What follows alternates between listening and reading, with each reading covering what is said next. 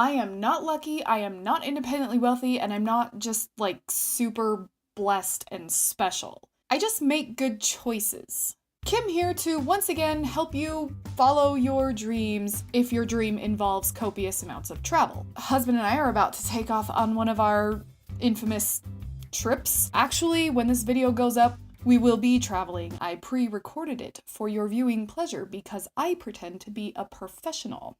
Every time husband and I take a trip, at least one person, if not many people, come up to me and say, "You're so lucky that you get to travel all the time." No, I'm not at all lucky. I'm not super blessed. We're not independently wealthy. We just make certain choices that allow us to travel. Traveling is important to us, and that's what this is really about. I'm going to tell you how you can afford to travel, because it's really not that hard. If you're new here, welcome to my face. Consider subscribing if you need a breath of fresh air or sometimes a kick in the pants. Like today. Today's a butt-kicking video. You're welcome. Husband and I travel approximately 4 to 5 times a year. While some people may think that's frivolous or luxurious or extravagant or ridiculous, we don't. Traveling is a priority for us. It is a hobby that enriches our lives in a way nothing else has been able to. We learn a lot when we travel, we experience a lot when we travel, and we feel the most alive when we're traveling. This has led us to make several life choices which allow us to do just that, travel frequently.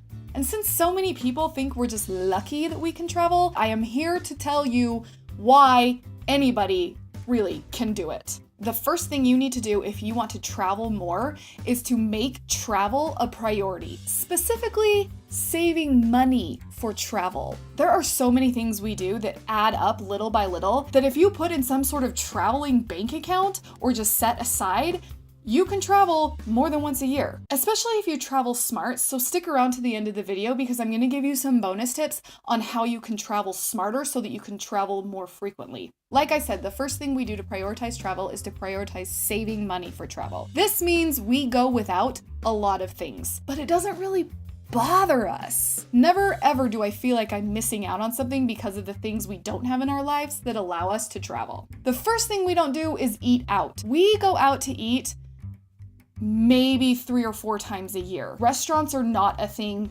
we go into. We're almost confused when we look at restaurant menus because we're not sure how to even order anymore. For special occasions and such, we'll go out, but otherwise, we cook at home every day for almost every meal. This also means lunches at work. When I cook dinner, I make enough that I can send leftovers to work with husband for him to eat for lunch. So he rarely even eats out for lunch. It's just not a thing we do. I used to like to go out to eat. It was one of my favorite things. Then I met husband and we decided we wanted to save money to travel. So we stopped. At first I was kind of like, oh my gosh, I have to cook all the time. And now it's just sort of like a habit. Like I don't even think about it. It's just like, I'm hungry, cook food. It's not go out and buy food or have food delivered to me for double or triple the price. I think this is the biggest thing that has allowed us to save for travel. All of that money we take, we get to go on trips with. It seems so simple, but sit there and do the math. How much money are you actually spending on fast food, going out to dinner, and buying coffee from coffee shops? We also took to getting an espresso machine so that I just make my own at home. You can have all of the lattes and cappuccinos and mochas and things that you want without having to go out to Starbucks and spend $8 per drink on it. Saves a ton. Another thing we don't spend money on is cable. Yeah, we don't have TV, we have Netflix. The end. That's it. I do not miss TV at all, especially the television commercials, because if you think YouTube ads are bad, holy live TV commercials, Batman. The worst. Not only does this allow us to save like $100 to $150 a month, I also get a crap ton more work done. I also read more books. So win. One really, really big overall theme to saving money and prioritizing travel and just making your life better in general is to not live above your means. That means don't spend more money than you have. A simple concept, I know, but lost on many. Having a more expensive house than you need, paying for a car payment for a car that's much more than you need, going out to eat all the time. There are so many things, big and small, that are actually kind of more than what you need. Really look at your life and think about it. What is more important to you? Take part in a little self-reflection and decide which is more important to you, having those things or traveling. If it turns out that traveling's not your priority, that's totally okay. That's just something you need to accept and live your life, and don't be mad that you can't afford to travel because you chose something else.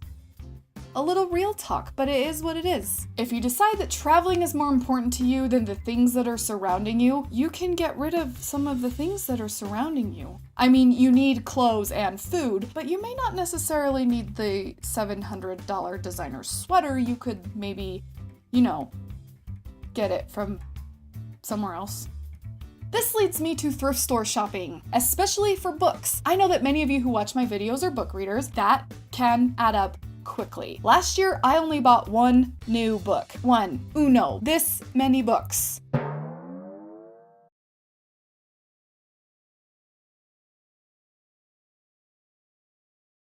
All my other books I bought used online or I bought from the thrift store. You'd be surprised how much money you save when you spend 50 cents a book versus $20 a book. Math! Sometimes math can be fun. No, that's not true at all. If saving money for travel is a priority for you and you need something new, take a step back and consider getting it from the thrift store. It'll blow your mind the amount of money you can save.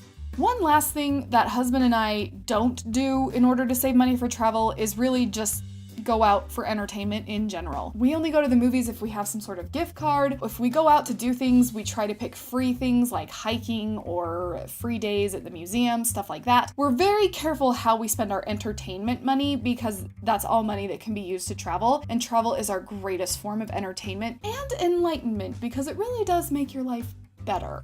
Every once in a while, when I feel like we should go out and spend money on something else other than travel. Maybe we should get that fancy thing that we kind of want. Maybe I should order 13,000 books that are brand new. I remind myself to live with less so that I can experience more. Because when I go and buy something, it gives me joy for a little bit. When I go and travel, that gives me joy for the rest of my life.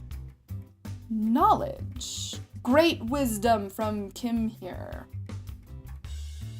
Okay, it's time for those bonus tips I talked to you about. Once you've saved all that money and you've decided you're gonna go travel, there are 3 ways you can travel that will help you be able to travel more often. So you don't have to just travel once and then be sad you can't do it again. You can just keep traveling and traveling and traveling and just be a generally happier person. Choose a place you can drive to instead of fly to. Try to pick a place you can road trip to. We've honestly driven across the entire United States before. We loved it. It was awesome. You can pick a place that's just an overnight or a weekend trip, or you can pick a place that's gonna take you 2 days to get to, and therefore you also get the fun and experience of the journey along with what you do at your destination. Choosing a place that's close enough to drive to is gonna save you a ton on airfare, and it gives you the journey, not just the destination. It can also be a lot more comfortable. I don't really like flying. For how much I travel, I should be more fine with flying, but I don't like it very much.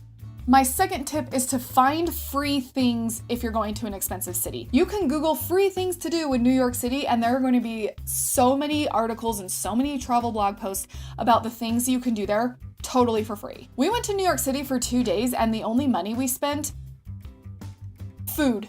That was it. Food. Dunkin' Donuts, $2 slices of pizza. We did New York really cheap for it being New York. I should make a whole video on that because I'm impressed even myself. My third tip is to know the activities that you enjoy. Basically, what's the most important thing to you in your regular life? The sorts of things that you enjoy. This is going to help you not waste money, and it's going to help you just have a better experience overall. If you don't like hiking, don't decide to hike the Appalachian Trail. Get some self-awareness and know what it is you enjoy doing. Do you like hiking? Are you more of the cultural museum type? Do you like history? Are you more of a foodie that wants to experience all the foods of the places you go? Know what's important to you and know what you enjoy so that when you get there, you don't waste money on something you're gonna hate doing. That also leaves like a bad taste in your mouth, which kind of gives travel like a negative connotation, and that's not what you want either. Know what you love and seek out what you love. Life advice. There you have it. Plenty of ways that you can afford to travel and some extra bonus tips when you finally get to travel so that you can travel more. Traveling is amazing. There is nothing like the experience of chasing the wanderlust. I am cursed/blessed with wanderlust, and I wouldn't have it any other way because I see things and I experience things that can't be taken away from me and that fill my life with light and wonderfulness, and I'm so much more of a happier person because we get to travel so often. And sometimes that means going without and sacrificing the things that you're used to, but you're okay without those things. You will learn very quickly how okay you are without those things. Make sure you share this video with anybody who is saying, I want to travel. People are so lucky they get to travel. Send them this video. Help them. Clickety-click the share button down there and send this video to your preferred social media. And consider subscribing to this YouTube channel if you haven't already. I'm good for a breath of fresh air and sometimes, like today, a kick in the pants. Thanks for watching.